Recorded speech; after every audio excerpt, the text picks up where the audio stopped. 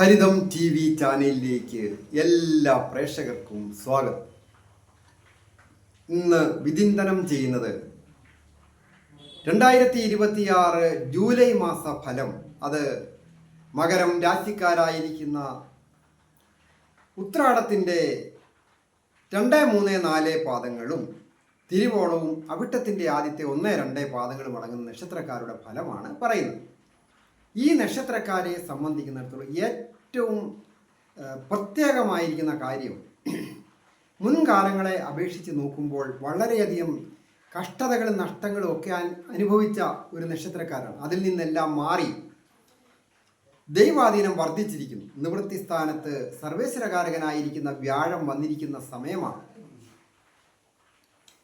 അപ്പോൾ രാശ്യാധിപനായിരിക്കുന്ന ശനിയെ കൊണ്ടും ദോഷമുള്ള സമയമല്ല, അനുകൂലമായ സമയം. വിദ്യാകാരകനായിരിക്കുന്ന ബുധൻ ഭാഗ്യാധിപൻ കൂടിയാണ്, അത് നിവൃത്തി സ്ഥാനത്ത് നിൽക്കുന്നു.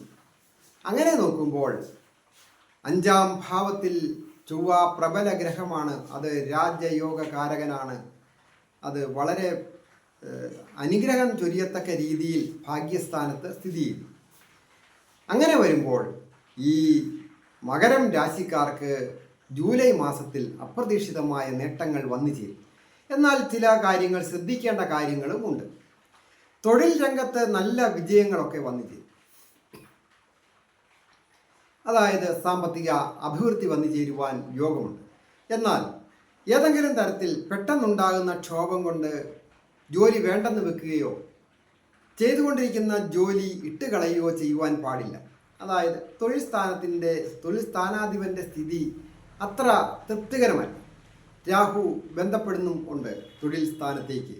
അപ്പോൾ വിഘടനവാദികളുടെയൊക്കെ നിർദ്ദേശങ്ങൾ പൂർണ്ണമായിട്ട് അങ്ങോട്ട് ഉൾക്കൊണ്ട് നെഗറ്റിവിറ്റി ഉണ്ടാകുകയും അതുമൂലം ഉള്ള തൊഴിൽ നഷ്ടപ്പെടുന്ന രീതിയിലേക്ക് കാര്യങ്ങൾ നീങ്ങുവാൻ സൂചനയുണ്ട്. അതായത് പെട്ടെന്ന് ഉള്ള ദേഷ്യത്തിന് ജോലി രാജിവെക്കുക, അല്ലെങ്കിൽ ഇതിലും മികച്ചത് കിട്ടും എന്ന് വിചാരിച്ച് നേരത്തെ തന്നെ രാജിവെക്കുക, കിട്ടുന്നതിന് മുമ്പ്. ഒരുപക്ഷെ രാജിവെച്ച് കഴിഞ്ഞ് ഒരുപക്ഷെ കിട്ടുകയുമില്ല. അതുപോലെ തന്നെ ബിസിനസ് ചെയ്യുന്നവരായാലും പുതിയ പുതിയ ബിസിനസ്സുകൾ മാറി ചെയ്യുവാൻ പറ്റിയ സമയമല്ല. ചെയ്യുന്ന തൊഴിലിൽ കൂടുതൽ ആത്മാർത്ഥതയും ശ്രദ്ധയും ക്ഷമയും കാര്യക്ഷമമായ ഉത്സാഹത്തോടു കൂടിയുള്ള പ്രവർത്തനവും വിജയത്തിലെത്തിക്കുക തന്നെ ചെയ്യും. അത് ചൊവ്വയുടെ സ്ഥിതി കൊണ്ട് അപ്രകാരമാണ് കാണുന്നത്. വിദ്യാർത്ഥികളായിരിക്കുന്നവർക്ക് വിജയങ്ങൾ വന്നു ചേരും. കൊച്ചുകുട്ടികൾക്കും പൊതുവെ ആരോഗ്യം തൃപ്തികരമായ കാലം. എന്നിരുന്നാലും കഫസംബന്ധമായിട്ടൊക്കെ ചില അസുഖങ്ങളൊക്കെ ഉണ്ടാകാതെ വളരെ ശ്രദ്ധിക്കണം. അത് പ്രായമായ മാതാപിതാക്കൾക്കും അത് ശ്രദ്ധിക്കേണ്ട കാര്യമാണ്. കഫസംബന്ധമായിട്ടോ വാദസംബന്ധമായിട്ടോ ഉള്ള അസുഖങ്ങളൊക്കെ സൂചകമാണ്. അതായത് അഭക്ഷ്യ വസ്തുക്കൾ, അതായത് ഭക്ഷണയോഗ്യമല്ലാത്ത വസ്തുക്കൾ, പഴകിയതും കെമിക്കൽ ചേർന്നതുമായ ഭക്ഷണങ്ങൾ കഴിക്കുക, അങ്ങനെയൊക്കെ ലഹരി പദാർത്ഥങ്ങൾ ഉപയോഗിക്കുക, അതുമൂലം ഒരു ആരോഗ്യ പ്രശ്നങ്ങൾ ഉണ്ടാകുക. സ്ത്രീകളായാലും പുരുഷന്മാരായാലും ഉണ്ടാകുന്നതിന് പ്രായമായവർക്കൊക്കെ അത് വളരെ ശ്രദ്ധിക്കേണ്ട ഒരു സാഹചര്യമുണ്ട്. ദമ്പതികളായിട്ടുള്ളവർക്ക് ഐശ്വര്യപൂർണമായ കുടുംബജീവിതം നയിക്കുവാൻ സാധിക്കും. ഉല്ലാസയാത്ര പോകുന്നതിനും പുണ്യസ്ഥലങ്ങൾ സന്ദർശിക്കുവാനും ഒക്കെ അവസരങ്ങൾ വന്നു ചേരും. അതുപോലെ തന്നെ മംഗളകാര്യങ്ങളിൽ പങ്കെടുക്കുക, സന്താനങ്ങളെ കൊണ്ട് നല്ല അഭിവൃദ്ധി, അനുഗ്രഹം, അനുഭവയോഗം ഉണ്ടാകുക, അതൊക്കെ ഈ മകരം രാശിക്കാർക്ക് ജൂലൈ മാസത്തിൽ വന്നു ചേരുന്ന ഭാഗ്യാവസ്ഥകളാണ്. അതായത് പ്രായമായ മാതാപിതാക്കൾക്കൊക്കെ അവരുടെ മക്കളെ കൊണ്ട് നല്ല അനുഭവങ്ങൾ വന്നു ചേരും.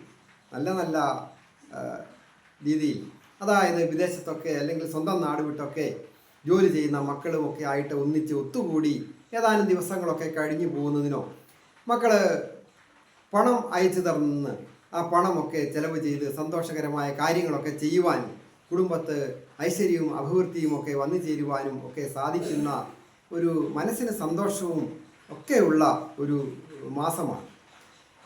IT മേഖലയിൽ ജോലി ചെയ്യുന്നവർക്ക് പൊതുവെ അനുഗ്രഹപ്രദമാണ്. അതുപോലെ തന്നെയാണ് മറ്റ്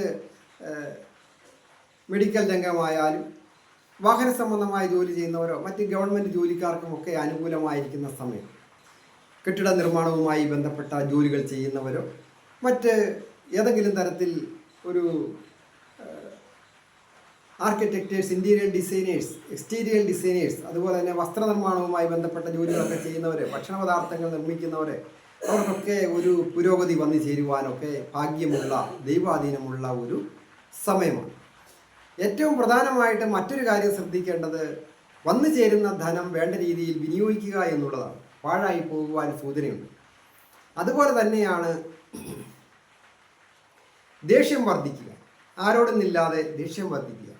അത് വിഘടനവാദിയായ രാഹു സംസാരഭാവത്തിൽ നിൽക്കുമ്പോൾ ഒരു കാര്യവുമില്ലാതെ ദേഷ്യപ്പെടുകയും ഇടപാടുകാരൊക്കെ ആയിട്ട് ശത്രുതയുണ്ടാകുക, ബന്ധുക്കളുമായിട്ട് ശത്രുതയുണ്ടാകുക, അതിനൊക്കെ സൂചനയുണ്ട്. വളരെയധികം നല്ല രീതിയിൽ ആത്മീയ കാര്യങ്ങളിലും കൂടി ശ്രദ്ധിച്ചാൽ പുരോഗതികളൊക്കെ വന്നു ചേരും. അതായത് ശാസ്താവിന് യഥാശക്തി വഴിപാടുകൾ, ഇഷ്ട വഴിപാടുകളൊക്കെ ചെയ്യുക. അതുപോലെ മറ്റ് ഏതെങ്കിലും തരത്തിലൊക്കെ ദേവീക്ഷേത്ര ദർശനം നടത്തി പ്രാർത്ഥിക്കുക.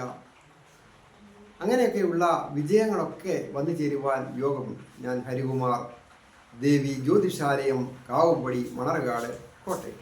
ഈ ചാനൽ പേരും നക്ഷത്രവും ചേർത്ത് കമൻറ്റ് ചെയ്യുക. അതുപോലെ തന്നെ നിങ്ങളുടെ വിഷയം എന്തുമാകട്ടെ അത് കമൻറ്റ് ബോക്സിൽ രേഖപ്പെടുത്തിയാൽ ഞാൻ നിങ്ങൾക്ക് വേണ്ടി പ്രാർത്ഥിക്കാം. വ്യക്തിപരമായ കാര്യങ്ങൾ അറിയുവാൻ നേരിട്ട് വരികയോ ഫോൺ വിളിച്ച് ചോദിക്കുന്നതിനൊക്കെ അവസരമുണ്ട്. ഞാൻ എൻ്റെ ഫോൺ നമ്പർ താഴെ ചേർത്തിട്ടുണ്ട്. എല്ലാവർക്കും നന്മ വരുവാനായിട്ട് പ്രാർത്ഥിക്കുന്നു.